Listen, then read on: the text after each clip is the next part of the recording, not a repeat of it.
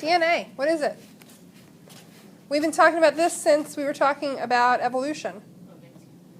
What makes you you? What else? What else do we have for DNA?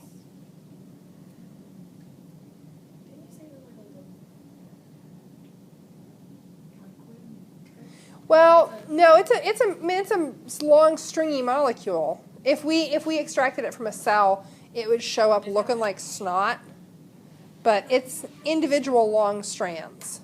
Just like water's individual molecules, DNA is individual molecules. What else do you know about it? The chromosomes are made of, and if you have your chromosome, you can grab it. They're made of protein with DNA wrapped around them. So let's actually, we'll draw that. So there is a chromosome.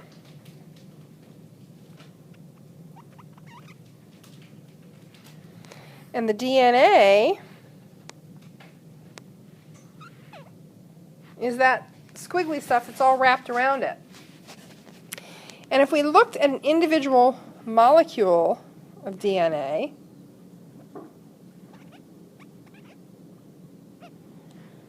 what we would see, and I'm going to sort of open it up, is we would see what looked kind of like a ladder, but those rungs are all little chemicals.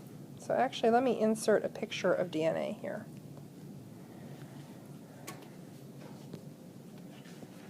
And this is right straight out of your book. And it's this sort of twisty molecule. These sides are actually made of what's called, it's a phosphate sugar. It's not like the sugar you eat. It's a chemical, though. And then the rungs of the ladder are little chemicals that sort of join hands and hold hands together. So if we get rid of that, what we see in DNA is these two rungs, and joining hands across them are these little chemicals of A and T, and they form a bond,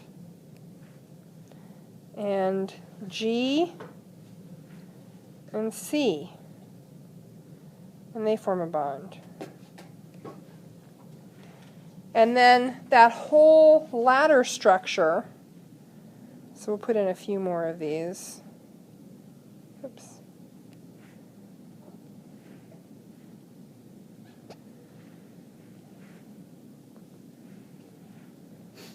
That entire ladder structure, then, if you imagined it, is sort of twisted around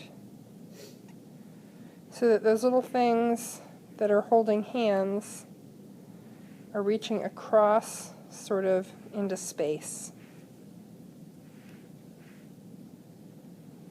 And they're touching. I mean, they actually connect the two halves of the ladder. So that's DNA, that's a chromosome. One little section of DNA is a gene. And that's the stuff we've been talking about with genetics, is all those genes that you have. So you've got 46 chromosomes. Each of those has, I forget how many, like a mile of DNA or something. It's got a long strand of DNA wrapped around it. And each one of those long pieces of DNA is made up of a bunch of little sections that are called genes. And those genes do everything from control how your cells are constructed to what color your eyes are, to how your muscles are formed, okay? To doing everything, to telling your cells how to divide. So there's this rule with DNA pairing that A always goes with T and C always goes with G. Period, end of sentence. They cannot bond to anything else. And the way we usually show this in textbooks is we show that, you know, A has, well, no, let me do a better job there. it's as though all the pieces marked A look like that.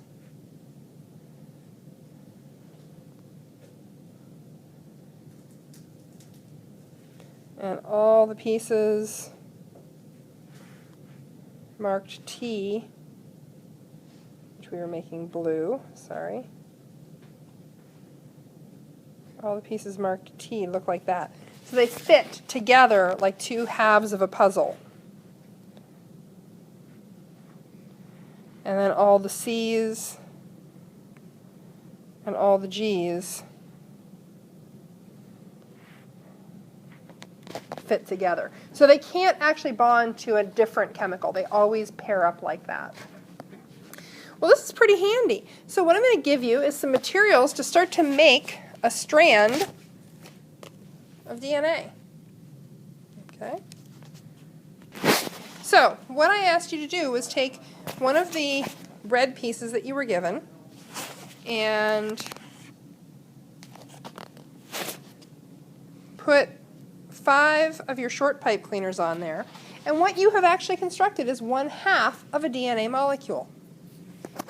Now, once you've got that done, you have to build the other half. So, you're going to lay down your other red pipe cleaner. And here I've laid down my other red pipe cleaner. And then you're going to line up the colors that pair to the color you already got. So, purple and black go together. So any place that you have a black pipe cleaner on your first one, you're going to put a purple one. Blue and that sort of neon green go together. So any place that you have a neon green, you're going to lay out a blue. Until you've got your entire piece of DNA partnered. And then you can start to twist those things on, and we'll get them twisted together in a second. Once you've got these each made, then you're going to twist those chains together. You're going to connect them right down the middle. So what we have should look something like this. And of course yours is going to look different because you have different base pairs than I do. So there's my attempt at twisting my DNA. Like I said, it doesn't twist very well when we're talking about pipe cleaners. Okay, I'll let you finish up connecting your halves. Don't use all of, if you didn't already use all of your pipe cleaners, don't use them all. So DNA has a pattern to make a copy of itself. Does your DNA ever get copied? Yeah. Yes. Every single time any cell in your body reproduces, don't twist the yellow ones up. Anytime that any cell in your body reproduces, which means constantly, you're constantly building new skin cells, bone cells. If you've got a cut that's healing, your cells are dividing and reproducing. Every time that happens, your DNA has to be copied so that the new cell has all the instructions for your body. Well, how is DNA a pattern for itself? We can do this neat thing with DNA. Don't try twisting it. Because the cool thing about DNA is you can essentially unzip it. So these two halves will just pull apart, depending on how well you've meshed them. I know. Don't worry, you're going to get to twist it back up. So go down. We got untwisted? Yeah. Go down 3 or 4 base pairs. Okay. I did one pretty good. Well, it'll take you a little while. So DNA actually unzips. I mean, this is what really, truly happens in your cells when your DNA is copied. The DNA unzips, so I'm going to show a picture of the unzipped DNA.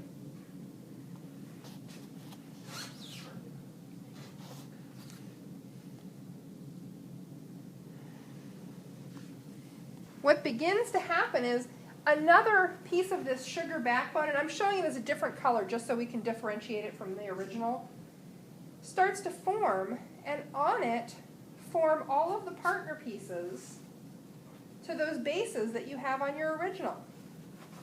So I've partnered the first 3 bases here, and I'll lay that there and take a picture of it.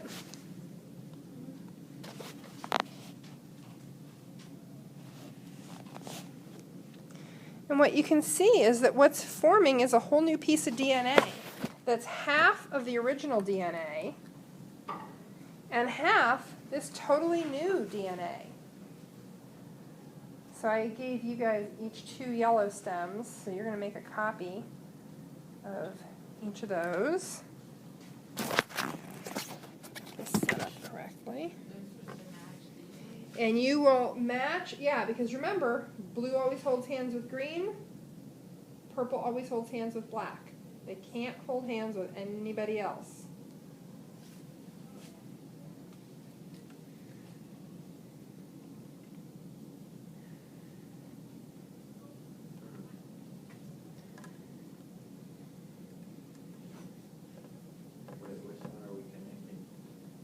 You're connecting the new strand and the new bases to 1/2 of your old strand, your original.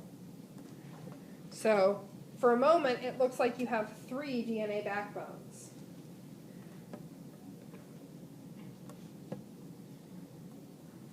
And then, like magic, you end up with one whole new one.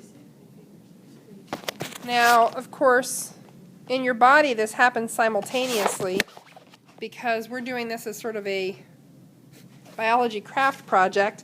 We can't get both of them done at the same time.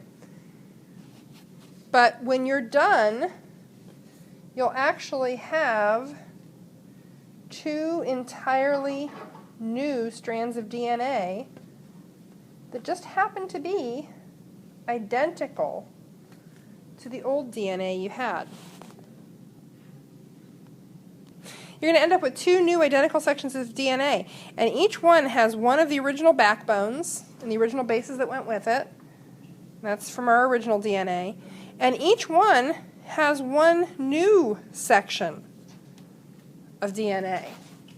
So we end up with 2 new identical strands of DNA, copied exactly. If you look, every single one of these bases match. These 2 are the same as these 2 are the same as these match these match these.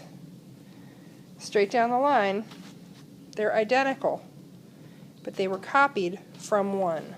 Pick up the recording. This is what happens in every single one of your cells every single second. Okay, it's a lot faster when you're not having to like twist chenille stems by hand and cut your fingers. It's going down every second. But this is going on right now. In some cell in your body, your DNA is being copied. Thanks. Not in all of them, but in some of them. And, you know, that's how you can have new cells happening all the time. So, tomorrow, we're going to talk a little, well, here's what's going to happen tomorrow.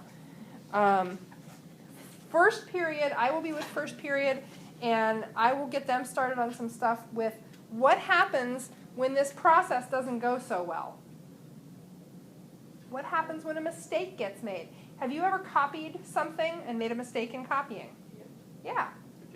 Well, your body makes mistakes too. So what happens when this copying doesn't give you 2 identical new copies? Deformation. Well, we're going to talk about that. It's called a mutation. That's what it is. Mutation. It's a mutation, and we're going to talk about mutations a little bit tomorrow.